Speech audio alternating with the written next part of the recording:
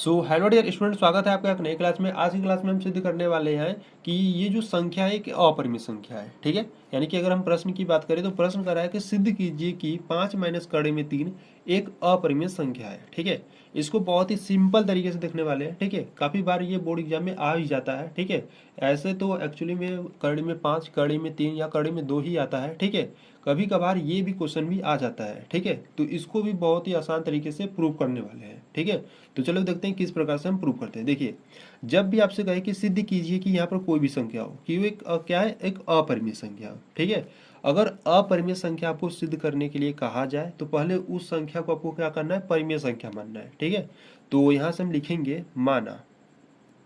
माना ये जो क्या है, ये 5 माइनस कड़ी में 3 एक क्या है, परिमेय संख्या है। ठीक है, तो माना 5 माइनस कड़ी में 3 एक परिमेय संख्या है।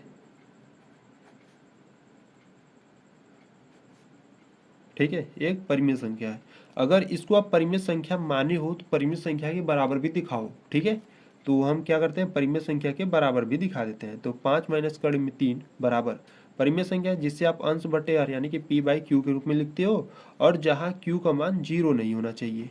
ठीक है, अच्छा, ये जो पी और क्यू है ये आपके पूर्णांक है। ठीक है, तो ये भी आपको लिखना जरूरी है। तो यहाँ से आप लिखोगे जहाँ पी व क्यू क्या है, पूर्णांक है। ठीक है, पूर्णांक है। तो यहाँ से 5 माइनस कड़ी में 3 बराबर पी बाई क्यू हो गया। ठीक है, तो और ये जो पी और जो क्यू है आपके पूर्णांक है। ठीक है, तो देखो, ये अगर हम यहाँ से बात करें, ये जो माइनस कड़ी में 3 है। ठीक है, आपको इस प्रकार से इसको अरेंजमेंट करना है कि जो कड़ी में 3 के बराबर आए। ठीक है, तो यहाँ से अगर हम बात करें तो देखो, इसको क्या करते हैं, कड़ी जो माइनस कड़ी में 3 है उसको उधर भेजकर प्लस कर लेते हैं, और जो जो पी बाई क्यू है उसको हम इधर भेज लेते हैं। ठीक है, देखो कैसे, यहाँ से अगर हम बात करें तो 5, ठीक है, पी बाई क्यू को उधर लाओगे तो क्या हो जाएगा, माइनस में पी बाई क्यू हो जाएगा। ठीक है, बराबर में ये जो माइनस कड़ी में 3 है जब उधर जाएगा तो क्या हो जाएगा, प्लस का कड़ी में 3 हो जाएगा। ठीक है, तो इस प्रकार से हम इसको अरेंजमेंट कर लिए।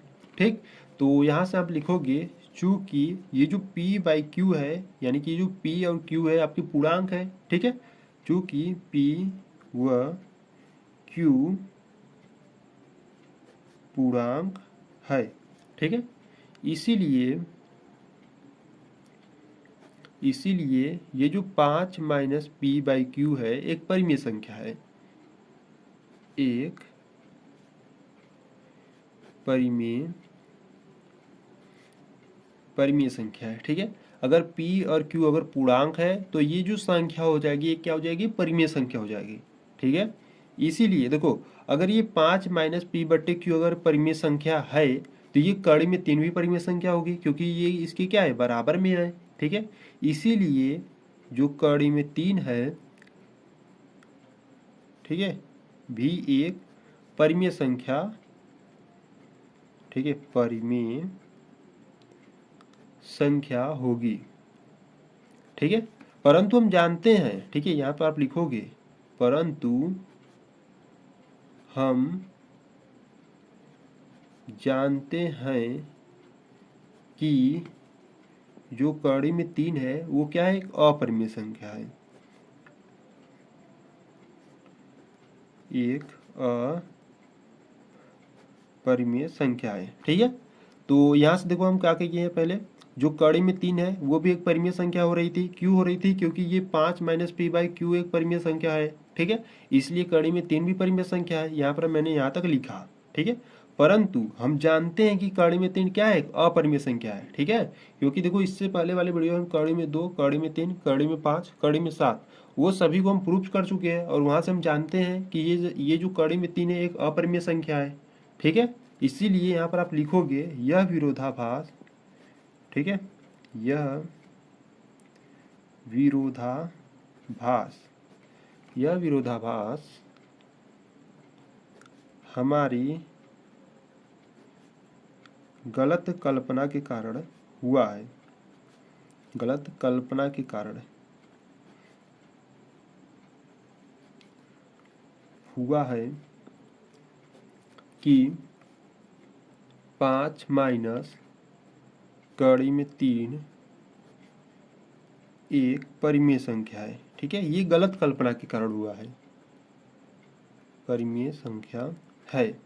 ठीक है, अतः 5 माइनस कड़ी में 3 एक अपरिमेय संख्या है।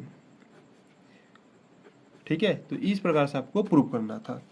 ठीक है, तो एक बार मैं फिर से बता देता हूँ। देखो, यहाँ से पहले आपको क्या करना है, यहाँ पर कोई भी आपको संख्या दी जाए, ठीक है, अगर उसको आपको अपरिमेय संख्या सिद्ध करना है तो पहले उसको क्या मानोगे, परिमेय संख्या मानोगे। ठीक है, अब परिमेय संख्या मान रहे हो तो उसको परिमेय संख्या के बराबर दिखाओ। ठीक है, और यहाँ पर परिमेय संख्या के बराबर यानी कि पी बाई क्यू के रूप में दिखाओगे तो यहाँ पर क्यू का मान 0 नहीं होना चाहिए, ये भी आपको लिखना होगा। ठीक है, और ये पी और क्यू है क्या, उसको भी आपको लिखना होगा। ठीक, तो इतना करने के बाद आपको यहाँ पर देखो, जब भी आपको प्लस में या माइनस में इस प्रकार से आपको दे तो कड़ी में यहाँ पर जो भी संख्या हो उसको बराबर में दिखा दो। ठीक है, जैसे देखो यहाँ पर माइनस में कड़ी में 3 यहाँ पर आ रहा था। ठीक है, तो इसको क्या किया है कि जो माइनस में कड़ी में 3 है उसको हम उधर भेज दिए। ठीक है, और ये जो पी बटे क्यू है इसको इधर ला दिए। तो जब इसको इधर लाओगे तो 5 तो है ही। ठीक है, इसको इधर लाओगे तो माइनस में पी बटे क्यू हो जाएगा, बराबर में यहाँ पर क्या था माइनस कर्ण में 3, जैसे उधर भेजोगे तो क्या हो जाएगा, प्लस में हो जाएगा। ठीक है, तो यहाँ से हम कहेंगे कि जो p बाई क्यू है अगर वो पूर्णांक है तो इसीलिए 5 माइनस पी बटे क्यू भी क्या हो जाएगा, परिमेय संख्या हो जाएगा। ठीक है, अगर ये परिमेय संख्या हो गया तो इसके बराबर में कड़ी में 3 है, यानी कि ये भी एक परिमेय संख्या होगा। ठीक है, तो यहाँ से हम लिखे कड़ी में 3 भी क्या होगा, एक परिमेय संख्या होगी। ठीक है, परंतु हम जानते हैं कि जो कड़ी में 3 है क्या होती है, एक अपरिमेय संख्या होती है। ठीक है, इससे पहले हम पढ़ चुके हैं, तो हम जानते हैं कि जो कड़ी में 3 है एक अपरिमेय संख्या होती है। ठीक, तो यहाँ से आप लिखोगे अतः यह विरोधाभास हमारी गलत कल्पना के कारण हुआ है कि जो 5 माइनस कड़ी में 3 है एक परिमेय संख्या है। ठीक है, अतः 5 माइनस कड़ी में 3 एक अपरिमेय संख्या है। ठीक है, तो इस प्रकार से आपको प्रूव करना है। ठीक है, एकदम सिंपल मेथड है, इसी प्रकार से आपको बोर्ड एग्जाम में भी करना है। ठीक है, तो चलो मिलते हैं नेक्स्ट वीडियो में, तब तक के लिए जय हिंद जय भारत।